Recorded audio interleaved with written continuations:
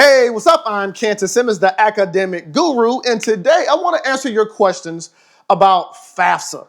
You know, FAFSA is the free application of federal student aid. Now, you may be asking yourself, and you may have heard different things about FAFSA and different myths. So in this quick video, I want to give you 7.25 myths where FAFSA is concerned. Now, before I do so, I also want to let you know that I have a very free online workshop that you can attend that shows you how to maximize your financial aid, how to locate scholarships, and how to pay for college. So if you simply go over to payforcollegenow.com, you can get access to that free training. It's a live webinar that I'm going to have to help you find all the money and the resources you need to pay for college.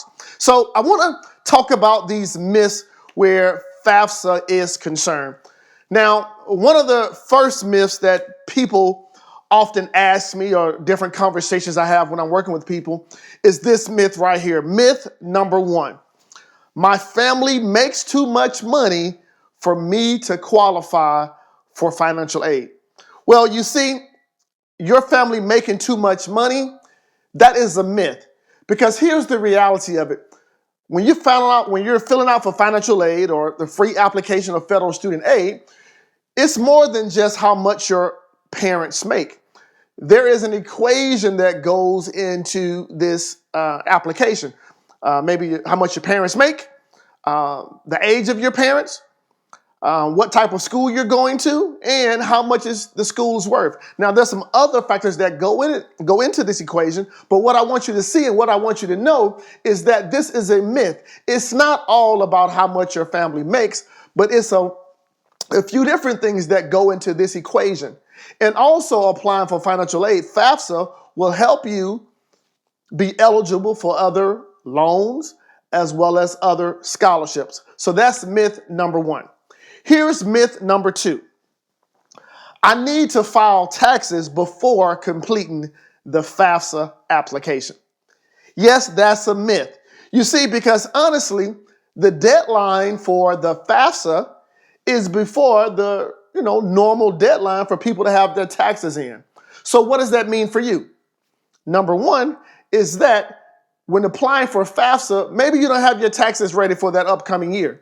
But what you can do is the previous years and use that the previous year's tax estimate and put it on your FAFSA application. Now, what that's going to do for you is give, FAFSA the understanding of what's going on with your financial situation. But when you do have updated tax information, you can easily go into the FAFSA application and update the tax information there. So that's myth number two, where you don't necessarily need to have your taxes before completing the FAFSA form. Here's myth number three: the FAFSA is too hard to fill out. There was a time period where there were a lot of different questions and concerns about FAFSA, but I can honestly say that the FAFSA process has gotten a lot easier. Yes, you can apply for FAFSA with a piece of paper and print out the application, but it's a lot easier and it's faster when you apply for FAFSA online. So just simply go to FAFSA, FAFSA.gov, or just go into Google and type in FAFSA, free application of federal student aid. It's easy. Now check this out. On average, the average person, the average family, it takes them about 21 minutes to complete FAFSA. All right. Here's myth number four: my grades aren't good enough to get me financial aid or to get me FAFSA. Well, that's not true, because FAFSA is not based on your academic performance. FAFSA is based on, number one, if you apply, and then number two, there's this equation that goes that they come along with as far as your income, your need, the scholarships, the availability, as well as the school that you go to or the schools that you apply for. So it's not about your GPA or your academic performance, but it's more so about this equation that goes over into FAFSA. And actually, your grades and your academic performance is more geared to you being accepted or admitted to a certain college. Okay? Here's myth number five: my ethnicity, I hate that word, my ethnicity, right? My ethnicity or my age makes me ineligible for aid.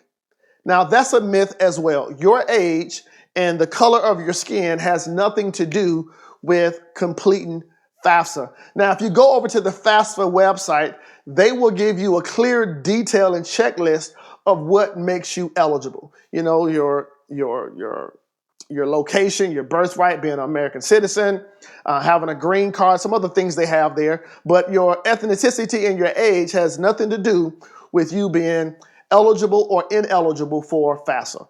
Here is myth number 6. I support myself, so I don't have to include my parents' info on FAFSA. Now, again, this is another myth. Now, you may be a dependent or an independent student, simply meaning that, dependent, you are a dependent of someone else.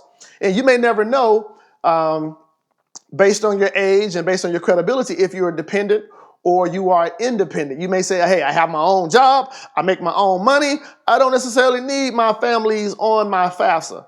Well, again, there's certain criteria. And if you go over to the website, they will identify what their criteria. It goes down into a checklist to find out whether if you are a dependent or independent student, or your family's information still needed on your FAFSA. And here's myth number 7. Kantis, I already completed the FAFSA application, and I don't need to complete it again. Well, that is a big myth. Why? Because you actually have to complete FAFSA every year in which you need the college funds. So if you're going into school this year, you're going to make sure you're going to need college, complete FAFSA for this year. If you're going into the next year, you're going to need to complete FAFSA. Every single year, complete FAFSA for the college year in which you would need the money. Now, here is myth number 7.25. The FAFSA is only for grant money and scholarships. Well, honestly, that's not true as well, because by applying for FAFSA, it also helps you become eligible for work study. And if you need to take out a small or a large loan, FAFSA, by completing FAFSA and some of the loans, they work together to see how much money you're really eligible for. And they also identify, if you apply for work study, how much money you're going to actually need from work study. So that is a myth as well. So I'm going to go over these myths for you real quickly here. Myth number 1, my family makes too much money for me to qualify for aid. That's not right. Of course, it's not about just your family's money. It's also about this different equation that they put in to determine FAFSA. Number 2 myth, I need to file my taxes before I complete FAFSA. That's a myth.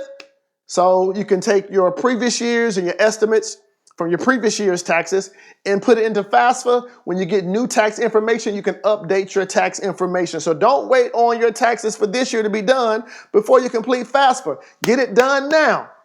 Myth number 3, FAFSA is too hard to fill out. Actually, if you go to the website, they make it very easy for you to complete FAFSA. It's just a question and an answer, a checklist and an answer, and you can do it. Myth number 4, my grades aren't good enough to complete FAFSA. That's not true. FAFSA is not based on your grades. FAFSA is based on you applying and the equation that goes in to determine how much aid you will need, and also based on the school that you will go to. Myth number 5, my color, my age, it makes me ineligible for FAFSA. That's not true.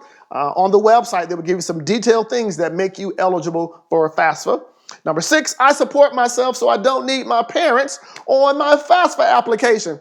That's not true as well. Based on if you're a dependent or an independent student, if you go there to FAFSA, they will let you know based on your assets, based on your parents' assets, based on your job, based on last year's FAFSA. There's a lot of things that go in to see if you need to put your parents on your FAFSA application for this year. Number 7, I already completed the FAFSA. So what? Complete it again. Completed every single year in which you're going to need FAFSA. And 7.25, the FAFSA is only grant money for grants and scholarships. That's not true. FAFSA is also used to equate and determine how much money we need for student loan if you're doing a work study. So here's what I want you to do. I want you to apply for FAFSA. Now, I'm going to go into more detail about FAFSA and scholarship, again, on a free training. If you simply go over to payforcollegenow.com, on this live online free training, I'm going to break down how you can maximize your financial aid, how you can discover how to get private aid and private scholarships from other people, and show you some tools and tactics where taking out student loans and the things that you want to be aware about. So simply go over to payforcollegenow.com to access that free training. And if this video on myths and financial aid was good for you, or you have any more questions, down below, just leave me a comment, and I promise that I'll read your comment and I'll answer your question and your comment and get back with you. Hey, I'm Kantis Simmons, and remember this, there's only one game in life that counts, and that's your A game. I'll talk to you soon.